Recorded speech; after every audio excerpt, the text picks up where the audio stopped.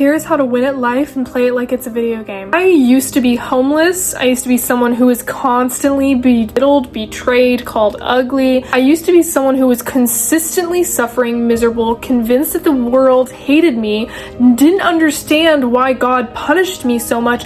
Why did God hate me? Why was no one ever on my side? Why did I have to go through this over and over and over again? Why was God setting me up for heartbreak and for betrayal and failure? And why people were constantly mistreating me, and I didn't understand. I genuinely did not understand. This was my entire teenage years. I spent my entire high school fucking life just suffering in misery, and I was just constantly so like pessimistic. I was so negative. I was constantly fucking depressed because I was constantly suffering, and I did not know how to get out of it until it finally clicked when I was 18 years old. And I'm going to tell you how I was actually able to escape that and now live a life that is drastically better. I live now literally by an ocean and the mountains, in my dream town with my dream relationship, my dream partner, literally my exact type, in my own beautiful home in my apartment, pursuing the things that I love and doing, and actually believing myself and putting myself out there without that kind of fear, without the doubt getting to my head, and just truly feeling better about myself. Like, I used to cry every day about how I wanted to be reborn into another body, how I wanted to just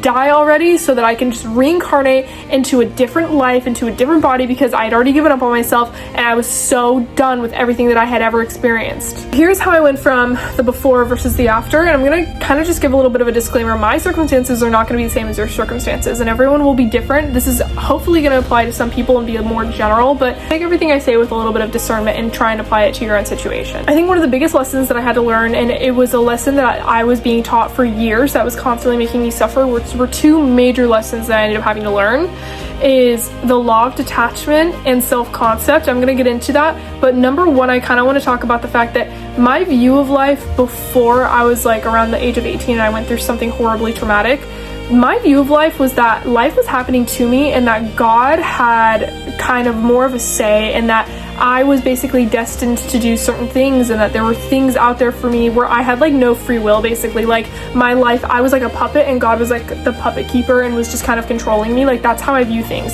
I would be like, oh, well, I wonder what I'm meant to do. I wonder who I'm meant to be with. I wonder why I am meant to suffer, why I'm meant to go through trauma. I looked at everything like it was set in stone, and I think the biggest mindset shift that I was able to acquire that actually helped a lot was understanding that I actually do have free will, and that I actually am the creator of my own reality, and I'm the creator of my own circumstances. The way that I learned this lesson was that I kept going through consistently repeating patterns, and I noticed the pattern, and that's the key, is you have to notice when you are consistently going through something, because there's something that God is trying to teach you that you're not learning, and then the minute you can learn that, you can actually move on. And so I wasn't looking at life like that. I wasn't looking at it like it was a game and that I just needed to learn and then be able to level up and move on. I was looking at it like I was a victim, and that there was nothing that I can do to get out of my circumstances, and that I was trapped where I was, and that I was trapped in who I was, and that I could not change myself. And I have this very distinct memory of when I was like 17 years old, so severely depressed, and I remember I wrote in my diary, and I was literally like, there's just nothing that I can do to change myself, because in order to change who I am right now as someone who is miserable and trapped and depressed, I would have to undo the last 17 years of trauma that has made me this not good person. And I was like, that's impossible. There's just no way to do that. Little did I know that there is a way to actually undo that 17 years of trauma that you had gone through, and there is a way to not let it affect you anymore. I just didn't know how. I started noticing this pattern, and what would happen, basically, this pattern that I was going through, is I would take a liking to somebody. I would have a crush, whatever it may be. I might have a little fling. I'd have a situationship. And then the minute that me and this situationship got mildly close, or there was like some sort of prospect, like maybe something would happen, they would just literally out of the nowhere, like wake up one day and just instantly change their mind and either ghost me, reject me, break up with me. And it was happening constantly. Like, it had been happening since I was 12 years old. So for the last 10 years, because I still remember the first crush I ever had. I was like so in love with him at 12, like so in love. And I literally, like, we were best friends, and one day he woke up and just ignored me and just never spoke to me again, and I didn't understand why. And I had kept experiencing this pattern of almost like rejection and abandonment, but I didn't get it.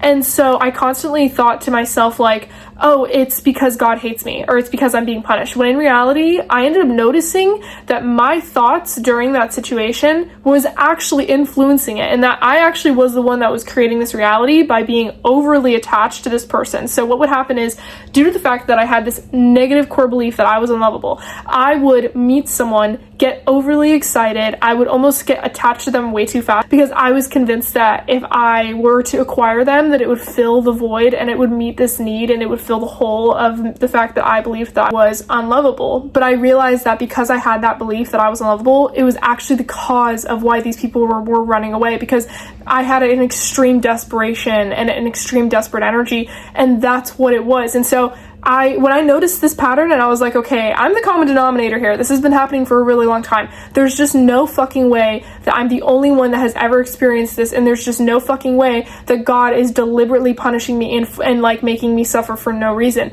It has to be that I'm doing something. And I started noticing that I actually was the creator of my reality, and the world was a reflection of what I believed about myself. So if I truly believed that I was unlovable, no one was able to love me. And there is a physical reality, like atheist explanation for this, a psychology explanation, but there's also a spiritual explanation. The spiritual explanation is the fact that whatever you believe, the universe will instantly reflect back to you, because we are the universe is us pushed out, and your reality is basically just a accumulation of all the things that you believe that you deserve, and all the beliefs that you have about yourself and the world and other people. That's the spiritual explanation. The actual psychology explanation is the fact that when you have an unconscious belief, your brain does not feel safe when anything contradicts that belief. So if you believe that you're unlovable and someone says I love you, you are going to feel unsafe, because you feel like you're in a reality that you cannot predict. And all of a sudden you're like, well, I don't know what's going on, because this is not predictable. It's not safe. I don't understand. I don't know it. Your brain likes being predictable. It likes being able to predict the future, and it likes being able to know exactly what's going to happen. And if it truly believes that you are unlovable, it will do everything in its unconscious power to make sure that that is true.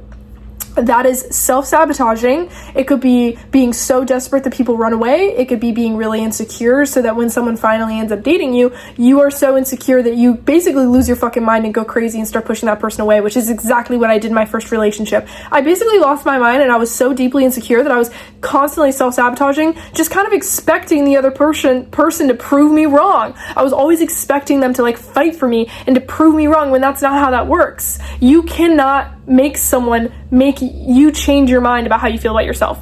No one can change your mind about how you feel about yourself. And that's what I was constantly trying to do. So I was constantly self-sabotaging. It was really a self-fulfilling prophecy, is exactly what it was. And the minute that I noticed this pattern, that's when things started clicking for me. I started realizing that everything is more simple than I thought it was. That I am not a victim. That I actually am literally like I am a co-creator with the universe, and I'm a creator of my reality. And so whatever my life is right now, it's because it's what I believe that I deserve, and it's where I believe I should be, basically, because I'm not taking any other action outside of it. And there is a wound within me that is holding me where I am, and it's keeping me stuck. It's like an actual anchor. It's keeping me stuck, and it's not allowing me to move on to where I want to be. Because it's like, we all imagine ourselves as this extremely successful, rich, or just overall like happy and more fulfilled person. And if you're not there, it's because there's a part of you that believes that you either don't deserve it or that it's not possible. That's why. It has nothing to do with God making you anything. It's because you don't believe in yourself. So I immediately changed my mindset, and I started thinking about the fact that I need to start noticing patterns. And I started noticing the patterns that were going on around me. And once I started noticing these patterns, I started looking at them differently by understanding that life is a game, and I need to play it in order to level up and win. So how do we play this game of life, and how do we level up and win? Like, how do we do this? Here's what you need to do. Number one, like I already said, start noticing the patterns that are going on in your life, right? What keeps happening to you? Because whatever it is that's going on, it could be a circumstance, it could be like a person that you meet. It's like maybe it's a kind of person that you meet, and it's almost like you tell yourself, damn, it's like I keep meeting the same person in different bodies, right? It could be that you were constantly going through a specific hardship. It could be that you're constantly working a very similar job. It could be the fact that you're constantly finding yourself in similar situations, or just that you keep finding yourself feeling a certain way even about yourself. Like this pattern could just be anything that's repeating in your life. What this is that it is a learning lesson. Your soul needs to learn something from it. Number two, you're not learning from it. You are attributing this thing to an outside source. So for example, someone keeps cheating on you. Like every partner you end up meeting is cheating on you. Instead of saying, what do I need to learn from this and what am I doing? Or not like what am I doing to deserve it, right? But more like, what am I doing to attract this? How can I get out of this? How can I prevent this? How can I learn? What am I doing where it's like, maybe it's not even about how can you prevent it or how can you like avoid it? Maybe it's how can I heal from it? Like, is there like a wound that's in me that constantly is getting triggered because I need to heal a deep wound that believes that no one should be loyal to me? Like, is there a wound that's constantly being triggered that I need to heal? But instead of looking at that, what you'll do is you'll go, oh, it's because I'm just ugly. Oh, it's just because all men are trash. Oh, it's just because no men can be loyal. Oh, it's just because other people are prettier than me. It's like you're attributing it to an outside source instead of understanding and looking within that there's actually something within you that needs to change, not outside. It's not an outside thing, right? Because the physical, it's the physical reality is a reflection of what's going on mentally in your head, okay? And so that's the biggest mistake you can make, is having something consistently repeat like that. For example, in my case, I always would say to myself, like whenever someone would reject me or be like, okay, actually I changed my mind, I don't want to date you anymore, my first thought was, oh, it's because I'm ugly, or oh, it's because that person's just a bitch, like they're just mean, or just whatever, you know what I mean? Instead of thinking, what am I doing to constantly attract these people, and what am I doing to constantly push them away? Like, what is in me that needs to heal? And so you're not looking at what's inside, you're looking at what's outside, and you're blaming out external circumstances, or even worse, you're blaming God. So that's mistake number one. So notice the patterns, stop blaming outside resources. Number two, what lesson can you learn from it? What is it trying to teach you?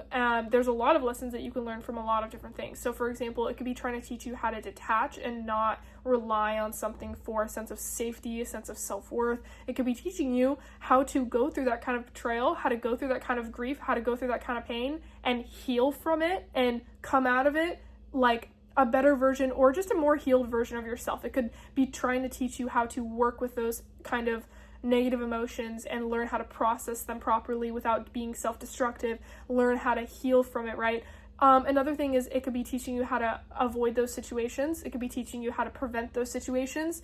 And overall, if it was maybe, let's say it was like one single traumatic event, maybe that one single traumatic event happened to you because you needed to learn how to get through it, how to heal from it, so that you can teach others. We are all here to help each other. So maybe there was a reason for that, you know what I mean? And I think it helps me personally to look at certain things that have happened to me like that, because it makes it feel like it didn't happen for no reason. But if you feel like that doesn't work with you and it like makes you feel like more angry because you're like, well, it didn't happen for any reason, like you can do that too. You can think that way and that's okay. I'm just telling you, like, that's how I cope with life. You can look at it like that, but one way or another, there's something you need to learn from the situation if it's causing you any kind of pain, because pain is a tool to learn from something, right? And so if there's pain being caused in your life, it's because there's something that God wants you to learn. One of the lessons I'm currently learning right now has to do with my career and my job and like money in general, because I've already mastered like love and relationships, and so now I'm kind of moving on to a new lesson of like money and career. A good thing too about looking at life like everything is a lesson and it's all a video game that you need to get through is, you know, you'll eventually level up. And that's the best feeling in the world, knowing that there's 100% you will, before you die, like move on past this. You will learn from it because you're dedicated to learning and you're dedicated to like trying new things. And so once you notice that pattern and you notice what is within you that is either attracting it or that is consistently going through it, and what is it that you need to learn, the second or the third, technically the third step, and actually I want to throw in a little bit of a middle step right here, is identify the wound that needs to be healed, because 9 times out of 10 there's a wound in there that needs to be healed. And you can watch my video on how to heal specifically to try and help you find your wounds. That's going to be very helpful, because most of the time when there's a situation causing you pain, it's because there's already a wound that actually exists within you that needs to be healed. And you need to be able to go within yourself and heal that either negative unconscious belief or heal that wound or meet that need for yourself that you haven't yet. So that's also a case scenario, and that's not all the time too. There have been multiple times where I've been through something where I'm like, I never believed this before, but now I do. Does that make sense? So That's the like third thing. And the fourth thing is that the next time this pattern repeats, because it will repeat, even though you're self-aware, even though you've learned the lesson, there's always going to be a final test, right? Once that final test comes, do something different. Anything. I don't care what it is. Try anything different. This is a science experiment. Look at your life like it is a fucking experiment and just try a new method, for example. So I kept having relationships where I would meet people and they basically would just be extremely cruel or extremely mean, or they would just mistreat me, but I would always have a really intense fawning response. And so I'd constantly just be like, oh, I'm the bad guy. I'm so sorry. Like, please forgive me. I'm so evil. Like, please just stay with me, basically. And so it was just a really desperate, horrible thing. And I remember one of the last lessons that I had to learn was basically how to stick up for myself and walk away from someone who was not treating me the way that I should be treated. And I was dating my first love. It was like the second time we had dated, and I had like 3 boyfriends in between. But anyways, we got back together, and this was like one of my last lessons. And I remember during that entire relationship, I think we only dated about a month. And the first time we also only dated a month. The second time we also only dated a month. So the second time though, the first time they broke up with me because I put up with a lot. The second time, God was testing me to see what I would tolerate. What did I believe that I deserved? Can I walk away from someone who's mistreating me? Because if you can't walk away from someone who's mistreating you, God's not going to give you a good relationship, because it's not going to be a real relationship. It'll be more of a hostage situation if you cannot walk away.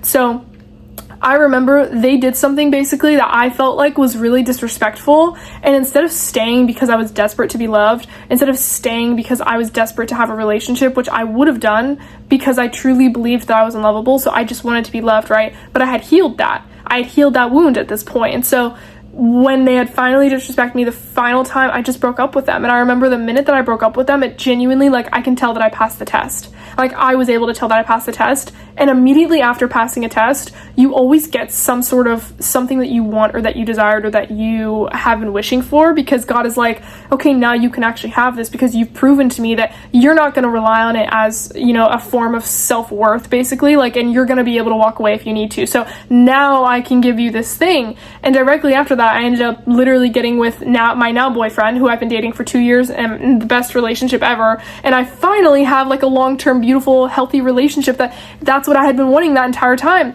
But I was only able to get it the minute that I passed that test and I was able to walk away from it. So you need to be able to do something different, because the first time I'd never walked away. Like, I noticed that the first time that I dated, I didn't walk away. I didn't break up when I should have, because I had a really low sense of self-worth. So the second time I was like, okay, what can I do different now? And I broke up. The minute that I just didn't want to be in the relationship anymore, I just broke up with them.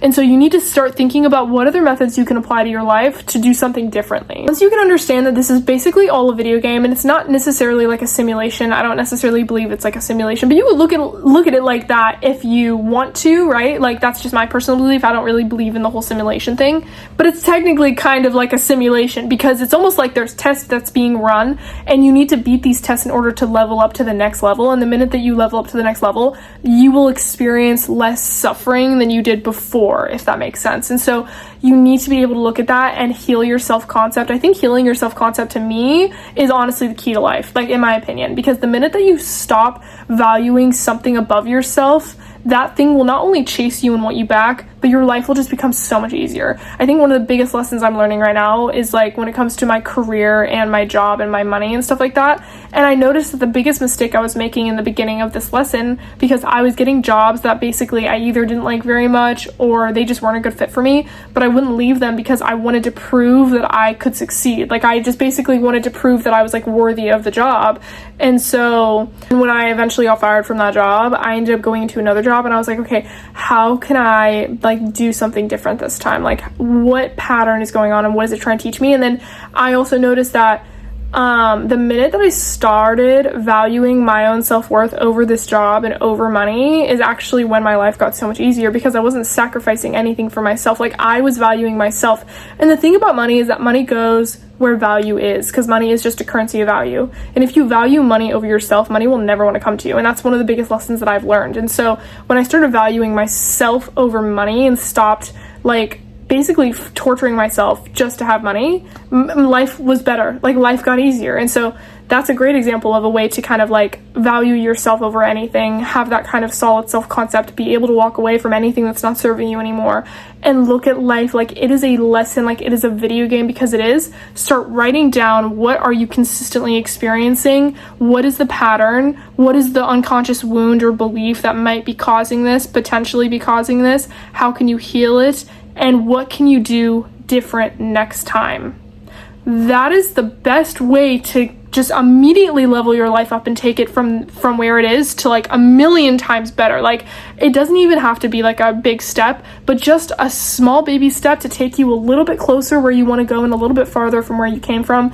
It's such a good difference. It's an amazing thing. And so if you start looking at life like this, and you start playing it like this, and you stop taking things so personally and thinking that, oh, well, I just keep getting cheated on because I'm just horrible, instead think, why do I keep attracting these people? What can I do differently? Like, that's going to be the key, because not everything is very personal. Like, you have to understand that nothing is really that personal. So yes, guys, I hope that this helped just a little bit to get you to have a better perspective and understand like how you can kind of level your life up a little bit more, because I am not exactly where I want to be. I'm still working on getting there, of course, but I'm so much farther from where I used to be, and I'm so much farther from where I didn't want to be and where I am now. But I can tell I'm still in the middle point. I'm still learning more about like career and money aspects, and eventually when I master that, I will teach you and I will bring you with me through it. I hope this helped in some capacity, and this is just your daily reminder that you actually have autonomy. You can change your life.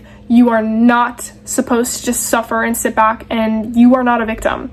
You can be a victim occasionally, and I don't want you to feel like invalid about that, but in the sense that you can change your life. You can do that. I promise you, you can. And also love yourself unconditionally. Bye, love you.